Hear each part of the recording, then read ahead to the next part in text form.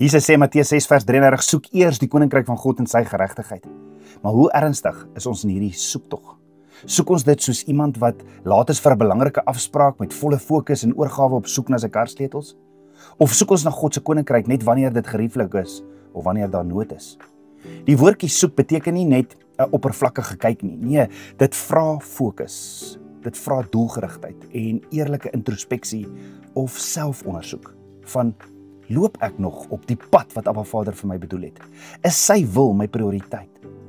Jy sien, soos 'n vlienier voortdurend koers en hoogte nagaan, so word ons genooi om ons eie hart en lewe te ondersoek. In hierdie speel selfverootmoediging so groot rol, die sleutelrol. Nou, selfverootmoediging is nie 'n teken van swakheid nie, dit dui op volwassenheid in die gees.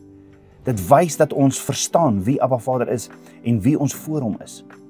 Wanneer ons onsself verneder, erken ons afhanklikheid van Abba Vader en maak ons ruimte vir sy gees om in en deur ons te kom werk. 'n nederige hart sê, Vader, nie my wil nie, maar u wil geskied.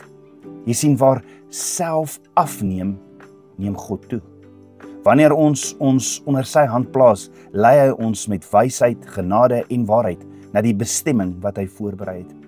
Jesus het vir ons die volmaakte voorbeeld gegee en sê, neem my juk op julle en leer van my, want ek is sagmoedig en nederig van hart. Jy sien, werklike krag lê in ons aflegging van self en die diepste rus lê in ons afhanklikheid van Vader. Met ander woorde, selfverootmoediging beteken dat ons trots en eie belange gaan neerlê, sodat Vader se wil sentraal kan staan in ons lewens. Petrus sê in 1 Petrus 5 vers 6, verneder julle onder die kragtige hand van God, sodat hy julle kan verhoog op die regte tyd. Paulus leer ook in Filippense 2, dat ons mekaar hoër moet ag as onsself, soos Jesus gedoen het. Hierdie gesindheid bring ons nader aan mekaar en nader aan Vader en sy koninkryk.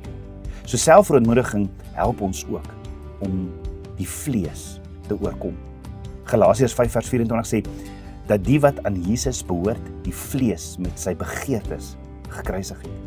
So wanneer ons onsself verneder, kies ons doelbewus om deur die Gees te leef, nie deur ons eie drange nie. So mag ons leer om nederig te wandel, diepe soeke en volkome vertroue op Papa God se hand, en mag ons altyd eers sy koninkryk soek.